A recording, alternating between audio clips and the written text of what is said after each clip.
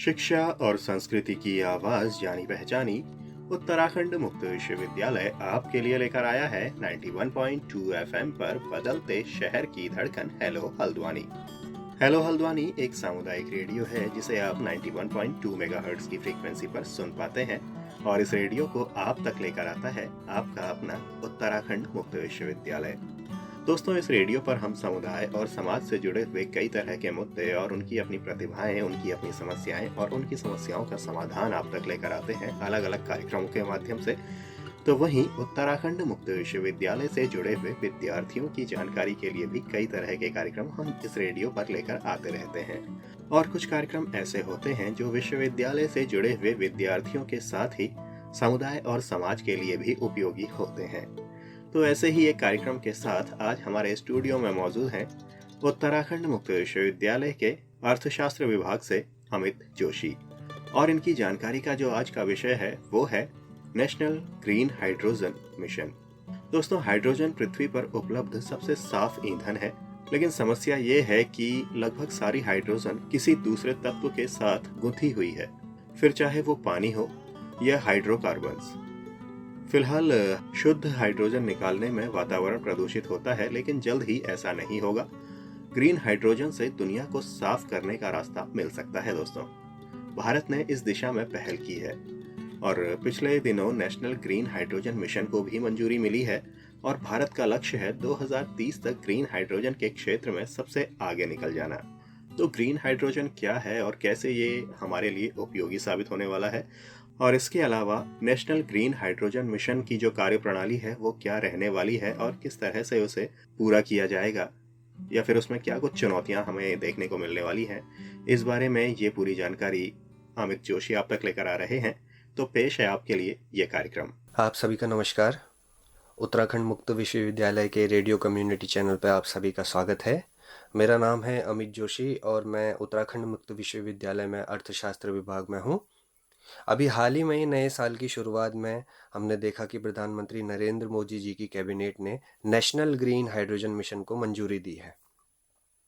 इसके लिए लगभग 19,744 करोड़ रुपए का बजट रखा गया है और जो हमारे केंद्रीय मंत्री अनुराग ठाकुर हैं उन्होंने एक लक्ष्य बताया है कि लगभग 2030 तक 50 लाख टन हाइड्रोजन बनाया जाएगा। तो यहाँ पर कुछ चीज़ें देखने वाली हैं, जैसे कि राष्ट्रीय ग्रीन हाइड्रोजन मिशन क्या है, इसकी ज़रूरत क्यों है और इसके लाभ क्या हैं। इसको समझने के लिए, यानी राष्ट्रीय ग्रीन हाइड्रोजन मिशन को समझने के लिए हमें ग्रीन हाइड्रोजन को समझना पड़ेगा और ग्रीन हाइड्रोजन को जानने से पहले थोड़ा सा एक ओवरव्यू हाइड्रोजन का। हाइड्रोजन हम सभी जानते हैं कि सारे रासायनिक तत्वों के वर्ग का सर्वाधिक हल्का, सबसे सरल और सर्वाधिक प्रचुर मात्रा में पाए जाने वाला एक सदस्य है। हाइड्रोजन एक रंगहीन, एक गंधहीन, स्वादहीन और अत्यंत ज्वलनशील गैसीय पदार्थ है। अब ये क्योंकि अत्यंत ज्वलनशील है, इसलिए हाइड्रोजन को ईंधन के रूप में कार्य में लिया जा सकता है, जिससे बहुत सी चीज़ों के उत्पादन में मदद मिलती है, जैसे कि अमोनिया जो कि एक की फर्टिलाइजर है, स्टील, रिफाइनरीज, इलेक्ट्रिसिटी इत्यादि। हालांकि अभी जो हाइड्रोजन उत्पादित है सभी कोयले से उत्पादित है। कोयले से जो हाइड्रोजन निकाला जा रहा है, जो हाइड्रोजन बन रहा है, उसे हम तथाकथित ब्लैक या ब्राउन हाइड्रोजन कहते हैं।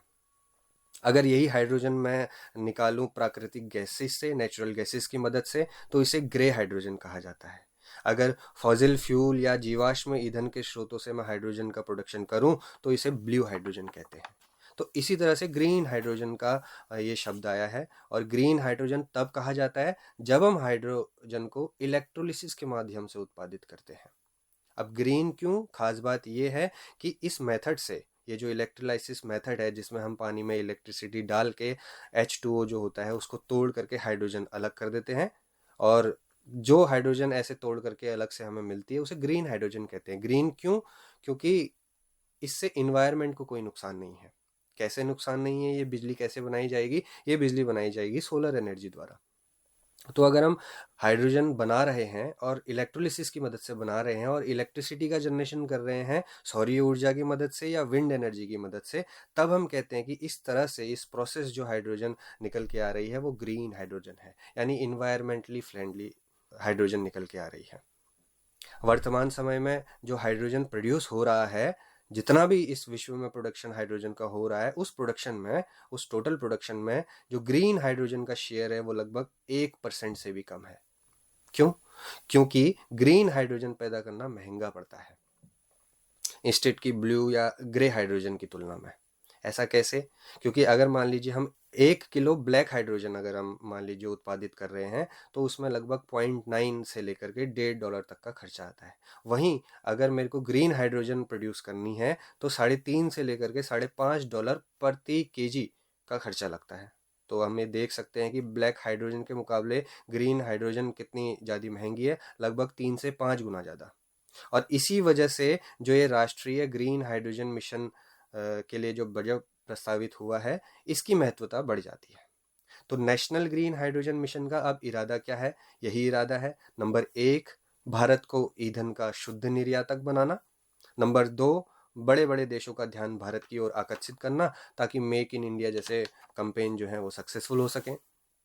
और इस मिशन ने प्रतिवर्ष कम से कम 5 मिलियन मैट्रिक टन MMT जिसे शॉर्ट में कहते हैं, ग्रीन हाइड्रोजन प्रोडक्शन कैपेसिटी विकसित करने का लक्ष्य रखा है। तीसरा, इस मिशन का फायदा ये है कि जो आयातित जीवाश्म ईंधन और फीड स्टॉक पर भारत की निर्भरता है वो कम हो, यानी एक तरह से कहें तो हमारा इंपोर्ट कम हो और हमारा एक्सपोर्ट ज़्यादा हो। हब बने हमारा ये देश ग्रीन हाइड्रोजन के प्रोडक्शन के लिए।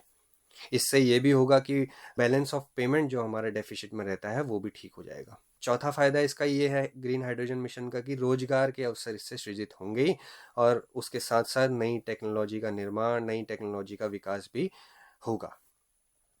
2030 तक यह उम्मीद है कि इससे लगभग 8 ट्रिलियन का निवेश आएगा और 6 लाख से अधिक नौकरियां पैदा होंगी। एक और फायदा इस ग्रीन हाइड्रोजन मिशन का है और वह यह कि लगभग 2030 तक लगभग 50 MMT मिलियन मैट्रिक टन प्रति वर्ष CO2 उत्सर्जन को टालने की उम्मीद मिलेगी। और CO2 टालने का मतलब ये लक्ष्य रखा है। क्यों ऐसा लक्ष्य रखा है, इसके पीछे थोड़ी सी स्टोरी कॉन्फ्रेंस ऑफ पार्टीज और बेसिकली बोलूँ तो पेरिस एग्रीमेंट की है।